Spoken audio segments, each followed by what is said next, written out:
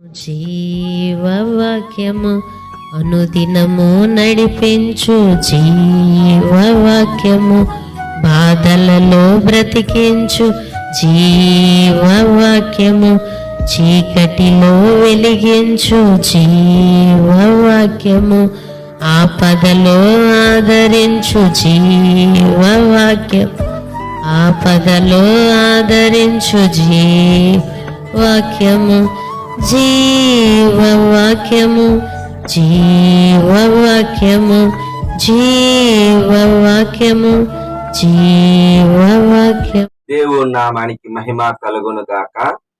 క్రీస్తునందు ప్రేమైన దేవుని బిడ్డలారా, ఈ దినము అక్టోబర్ 25వ తేదీ లేఖన భాగము 1 తిమోతి రాసిన పత్రిక 5వ అధ్యాయము లో నుండి దేవుని యొక్క వాగ్దానం.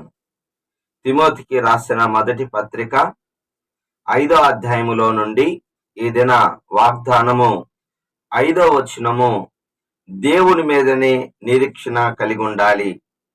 అంటే ఆయన మనకి నమ్మకాన్ని కలుగు చేస్తున్నాడు. దేవుని యందే నిరీక్షణ, విశ్వాసం అనున్నది నిరీక్షింపబడిన వాటి యొక్క నిజస్వరూపం. నిరీక్షణ అంటే నిజం, దేవుడు చేస్తాడు, దేవుడు చేయగలిగిన దేవుడు.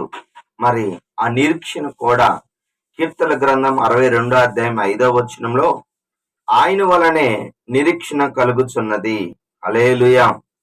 అబ్రహాము గారు రోమీయులకు రాసిన పత్రిక 4వ అధ్యాయము 18వ వచనము, నిరీక్షణకు ఆధారము లేనప్పుడు అతడు నిరీక్షణ కలిగి నమ్మెను.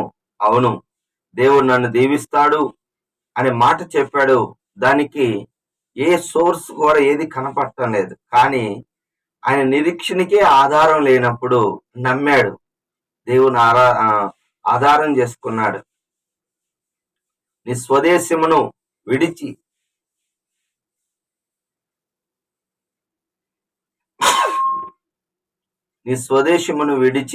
అనగా నీ బంధువులన్నీ విడిచిపెట్టు, నేను నిన్ను దీవిస్తాను. ఆ మాట నమ్మాడు, నిరీక్షణ కలిగాడు. చివరికి మరి బిడ్డను పొందుకున్నాడు, సంతానాన్ని పొందుకున్నాడు. ఆదికాండం 24వ అధ్యాయం 1వ వచనములో అబ్రహాము అన్ని విషయంలో ఆశీర్వదింపబడెను. అవును, అతడు ఏదైతే కోరుకున్నాడో, దేవుడు ఏదైతే ఇస్తానన్నాడో ఆ మాటను నమ్మి విశ్వాసంతో ప్రయాణం చేసి, మరి ఈ యొక్క దినాలలో మీరు దేశాన్ని, ప్రపంచ దేశంలో ఇజ్రాయెల్ దేశాన్ని చూసినట్లయితే అది ఎంతగానో దీవించబడినది. కారణము అబ్రహాము గారికి ఇచ్చిన వాగ్దానమే. బైబిల్లో స్పష్టంగా రాయబడింది, గలతీయులకు రాసిన పత్రికలో, మరి విశ్వాస సంబంధులే అబ్రహాము సంతానము అని. మనము కూడా అబ్రహాము సంతానమే. దేవుడు మనల్ని కూడా దీవిస్తాడు. అబ్రహాము వలె విశ్వాసం, నిరీక్షణ కలిగి వాగ్దానాన్ని పొందుకుందుము గాక. ఆమేన్. ఒప్పుకోవలసిన పాపాన్ని చూస్తే 8వ వచనము, తన కుటుంబాన్ని సంరక్షించని వ్యక్తి, అంటే చక్కగా పరిపాలన చేయని వ్యక్తి అవిశ్వాసి కంటే చెడ్డవాడంట.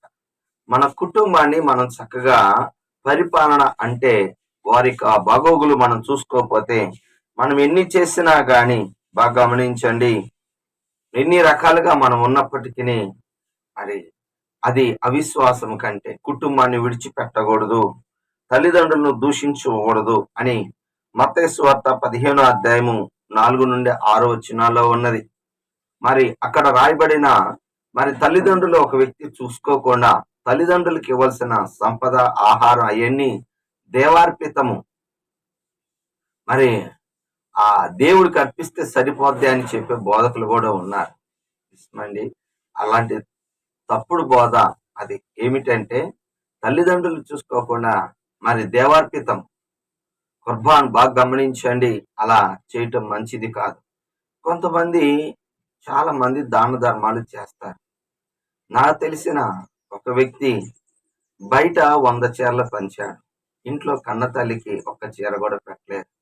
అప్పుడు అది ఏమనాలండి? అది అలాగా ఉండకూడదు. 100 చీరలు ఇవ్వాలి, అలాగని ఇంట్లో ఉన్న కన్న తల్లిని చూసుకోవాలి. అదే సంరక్షించటము అంటే. గుర్తు పెట్టుకోండి, మరి కుటుంబాన్ని చక్కగా సంరక్షించాలని వాక్యము సెలవిస్తుంది. చివరిగా 17వ వచనము, మీ పైన పెద్దలుగా ఉంటూ వాక్యాన్ని చెప్తూ ఉపదేశిస్తున్న మరి వాక్యమందు ప్రయాస పడుతున్న వారిని రెట్టింపు ఘనతకు యోగ్యులని వారిని సన్మానించాలి. సన్మానించటం అంటే సెలవు కప్పటం కాదు, గౌరవించటం. బాగా గమనించండి, దూషించటం కాదండి, దూషించటము కాదు. గలతీయులు రాసిన పత్రిక 6:6లో వాక్యోపదేశం పొందువాడు మరి చెప్పిన వానికి మంచి పదార్థాల్లో భాగం ఇవ్వవలెను. ఇలా చేసినప్పుడు దీవించబడతా.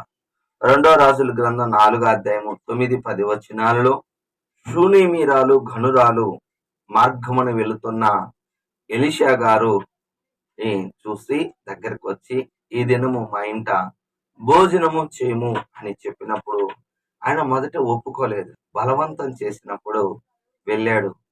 వాళ్ళ భర్తతో మాట్లాడి, దైవజనుడు ఈ మార్గమున వస్తున్నప్పుడల్లా అతనికి ఒక రూము, ఒక బల్ల, దీపము, స్తంభము, మంచం ఏర్పాటు చేద్దాం అని చెప్పి ఏర్పాటు చేశారు. కొన్ని దినాల తర్వాత దైవజనుడు అడిగాడు, ఇంత శ్రద్ధగా చేస్తున్నావు, నీకేమన్నా కావాలా అంటే, నాకన్నీ బాగానే ఉన్నాయి, నా యొక్క బంధువుల దగ్గరే ఉంటున్నాను, నాకేమీ కొదవలేదు అని చెప్పినప్పుడు గెహజీ అంటాడు, యజమానుడా, ఆమెకి మగ సంతానం లేదన్నప్పుడు, మా వచ్చే సంవత్సరము నీకు దేవుడు మగబిడ్డనిస్తాడు అని పలికాడు. ఆమె ఆశ్చర్యపోయింది. నా భర్త వయోవృద్ధుడు కదా, వృద్ధాప్యంలో ఉన్నాడు, అంటే వయస్సు మళ్ళిన వాడుగా ఉన్నాడు కదా, దేవుడికి అసాధ్యం అంటే ఏమీ లేదు కదా. ఆమె 3 మేలులు పొందుకుంది. ఒకటి, బిడ్డను పొందుకుంది, మగబిడ్డని. కొన్ని సంవత్సరాలు అయిన తర్వాత ఆ బిడ్డకి తలనొప్పి వచ్చి మరి ఆమె తొడ మీద ఉండి మధ్యాహ్నం వరకు ఉండి చనిపోయాడు.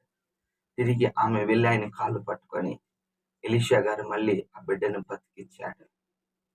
3వదిగా 2వ రాజుల గ్రంథం 8వ అధ్యాయంలో, ఈ దేశంలో కరువు రాబోతుంది, కరువు వస్తుంది కనుక నీవు 7 సంవత్సరాలు ఎక్కడికైనా వెళ్ళమన్నప్పుడు ఆ మాట నమ్మి మరి 8 సంవత్సరాలు ఫిలిస్తీన్ల దేశానికి వెళ్ళింది. తిరిగి వచ్చినప్పుడు తన యొక్క పొలాన్ని, ఇంటిని స్వాధీనపరుచుకొని ఉన్నారు కొంతమంది.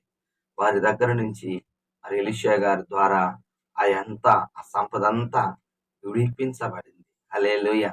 ఒకటి గుర్తుపెట్టుకోండి, మొదటి సంతానం, రెండోది ఆ బాబు చనిపోయినా తిరిగి పొందుకుంది. 3 మరి సంపద అంతా పోగొట్టుకున్న కరువు కాలంలో దేవుడు ఆమెని పోషించాడు. 3 రకాల దీవెనలు సేవకుని చేర్చుకుంటూ మరి సేవకుని ఆతిథ్యమించటం వల్ల, సన్మానించటం వల్ల, గౌరవించటం వల్ల 3 మేలులు పొందుకుంది. అలాగనే మీరు కూడా ఇట్టి మేలు పొందుకోవాలని ప్రేమతో మనం చేస్తూ ఈ మాటలను మరి దీవించునుగాక. ఆమేన్. ప్రార్థన చేసుకుందాం. ప్రభువా, నీ వందనాలు, స్తోత్రాలు. ఈ దినం నీ కృపలో, నీ దయలోనైనా మాకు నీ గొప్ప తరుణాన్ని బట్టి కృతజ్ఞతాస్తుతులు చెల్లిస్తూ మహిమ, ఘనత, ప్రభావాలు నువ్వే తెచ్చుకోవాలి. ఈ దిన వాగ్దానం ద్వారా, ఒప్పుకోవాల్సిన పాపము ద్వారా, అనుసరించిన మరి ఆజ్ఞ ద్వారా మేము అనుసరించి ఈ దినాన్ని మేము ప్రారంభించి ముగించే వాళ్ళముగా దైత్యమని కోరుతూ యేసు నామములో ప్రార్థిస్తున్నాను. ఆమేన్. తండ్రి యొక్క ప్రేమ, కుమారుని యొక్క కృప, పరిశుద్ధాత్మ దీవెన సదాకాలం మనందరి తోడుగా ఉండును కాక. ఆమేన్. హల్లెలూయా. దేవుడు మిమ్మల్ని దీవించును గాక.